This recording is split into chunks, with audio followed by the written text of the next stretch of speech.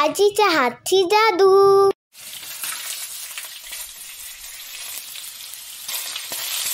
नमस्कार मित्रांनो, आजीच्या हातची जादू या चॅनलवर आपल्या सगळ्यांचे खूप खूप स्वागत आहे। आज आपण करणार आहोत मशरूम चना डाळ, तीही आमच्या आगरी पद्धतीने। कारण आमच्या आगरी कोळी लोकांच्या हळदीला बऱ्याचदा मशरूम चना डाळची भाजी आवर्जून असते।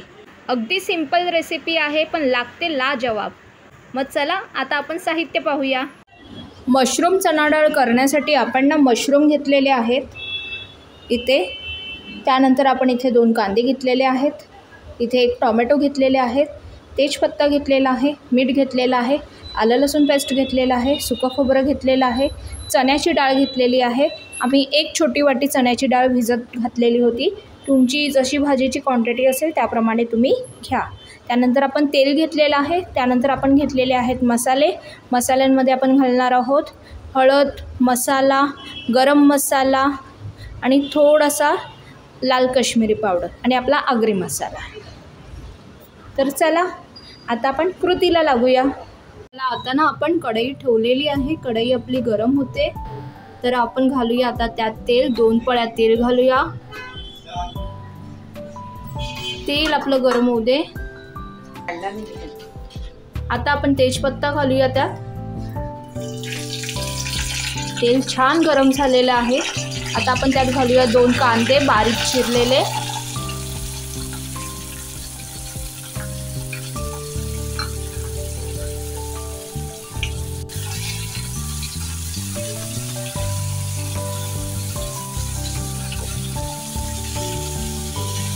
आता जरा कांदा आपल्याला थोडा शिजवून घ्यायचा आहे।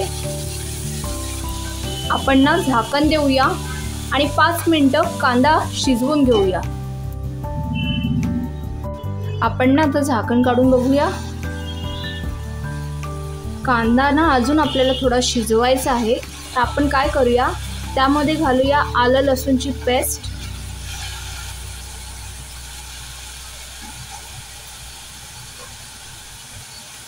एक चमचा भरून आलं लसूण, ते छान परतवूया। लसणाचा कच्चा वास जाईपर्यंत परतवत राहावा। आता आपण त्यात घालूया 1 बारीक कापलेला टोमॅटो।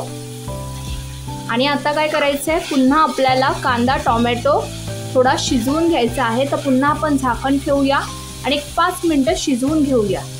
गॅस मंद ठेवा आणि शिजवून घ्या।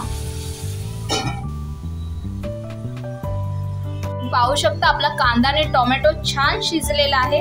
आता आपण त्यात घालूया मसाले। 1 चमचा हळद, 2 चमचे आगरी मसाला। मगाशी मी 1 किचन किंग सांगायची विसरले, पण आपण 1 चमचा किचन किंग पण घालतोय। आणि त्यासोबत आपण घालूया थोडासा गरम मसाला।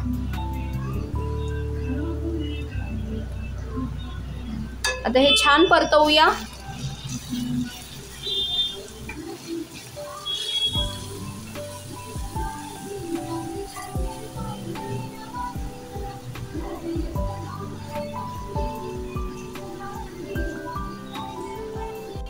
चला आता आपण काय करूया, सगळ्यात आधी आपण घालूया चण्याची डाळ, परतवून घेऊया।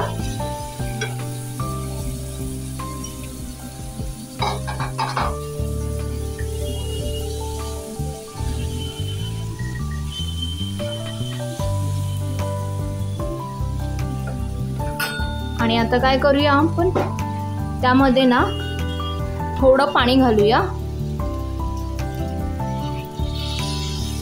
अर्धा ग्लास आपण पाणी घातलेलं आहे। आणि आपल्याला सगळ्यात आधी चण्याची डाळ थोडी शिजवून घ्यायची आहे। तर आधी आपण ती शिजवून घेऊया। 5-6 मिनिटं झाकण देऊन शिजवून घेऊया। मित्रांनो, तुम्ही पाहू शकता आता आपण डाळ शिजले की नाही पाहूया। ही बघा आपली डाळ छान शिजलेली आहे। आता काय करूया, आपण त्यात मशरूम घालूया।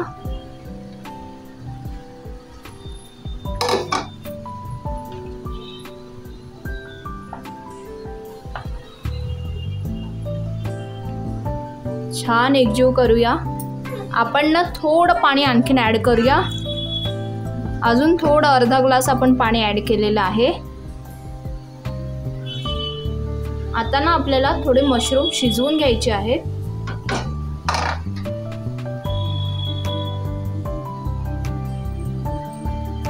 आपण काय करूया, आता घालूया चवीपुरतं मीठ.